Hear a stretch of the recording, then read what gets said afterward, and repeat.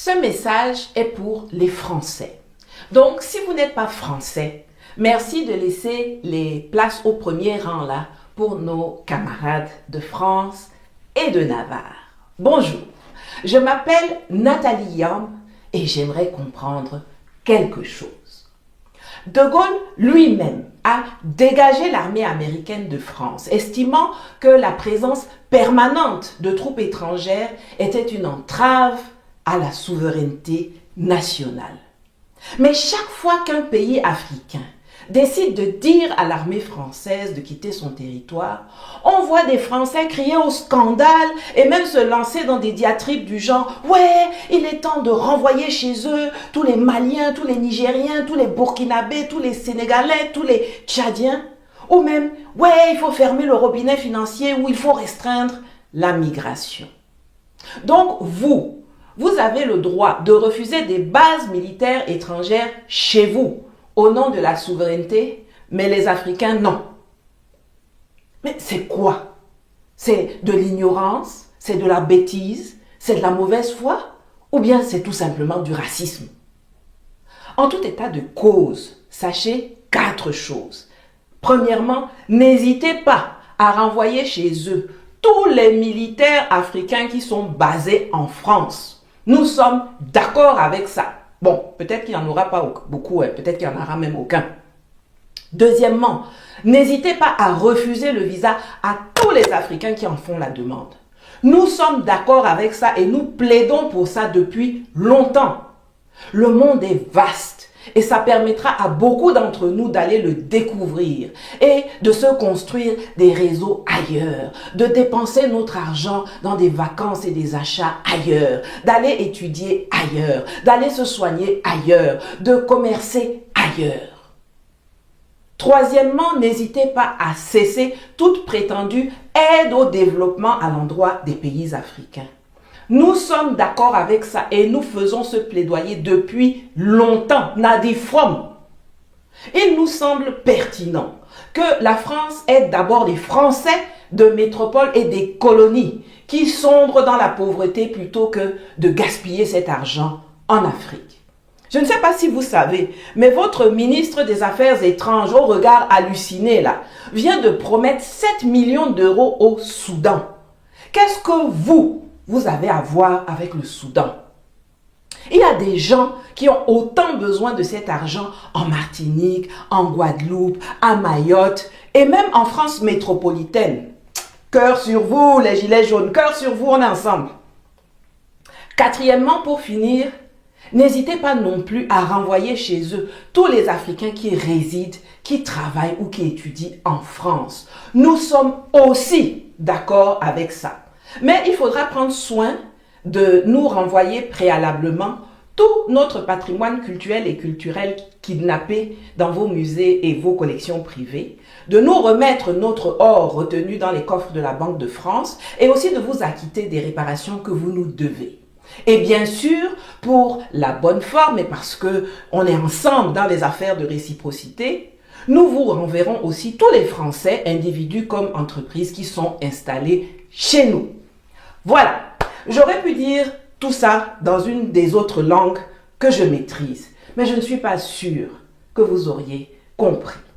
Bon, en attendant, n'oubliez pas de boire beaucoup d'eau ou de l'artémisia, c'est très bon pour la santé. Et bon week-end, à que ciao! Bonsoir chers internautes, le coach est là pour nous parler d'un sujet très important. Il s'agit du Tchad. Le Tchad du général Mahamat Idriss Déby. Le Tchad qui ne finit pas de surprendre les Africains par la prise de grandes décisions.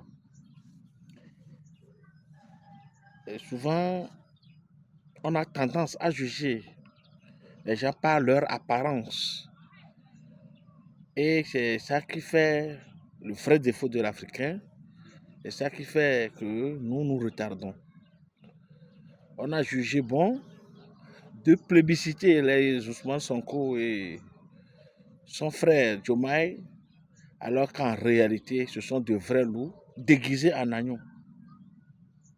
Aujourd'hui, toute l'Afrique entière c'est que les Sonko et les Diomaye Faye sont de véritables faux qui utilisent les consciences collectives africaines pour arriver au pouvoir et en retour leur tourner le dos. Nous avions pris conscience de la trahison auquel Diomaye et Sonko nous ont fait face, nous ont fait subir. Ça, c'est la trahison. Ils nous ont fait subir une trahison. Nous qui avons mis de l'espoir en eux, nous qui avons mis l'espérance de toute l'Afrique entière en eux, nous sommes par finir savoir qu'ils sont des fous, des lâches. Mais de l'autre côté, le général Idriss Mahamat ne finit de nous surprendre agréablement. Il vient de prendre une décision très sévère contre la France. Il vient de résilier le contrat qui lie l'armée française à l'armée tchadienne. Qu'il va rompre les relations de coopération entre la France et le Tchad. Nous savons très bien que ce ne serait pas facile.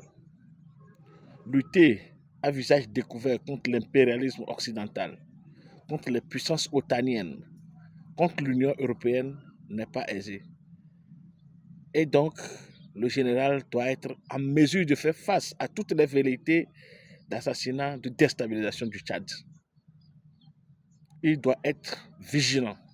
Et le conseil que moi je vais lui donner est de commencer par sceller des alliances avec les États de l'Alliance du Sahel, AES. Et aussi de chercher des partenariats plus équilibrés pour le commerce équitable des ressources du Tchad. Et par-dessus tout, je l'appelle à nouer des relations militaires avec la Russie, avec l'Iran, avec la Corée du Nord, avec la Turquie, qui sont des partenaires véridiques, qui ne sont pas des colonialistes, qui ne sont pas des impérialistes, pour sauvegarder la sécurité et la cohésion du peuple tchadien.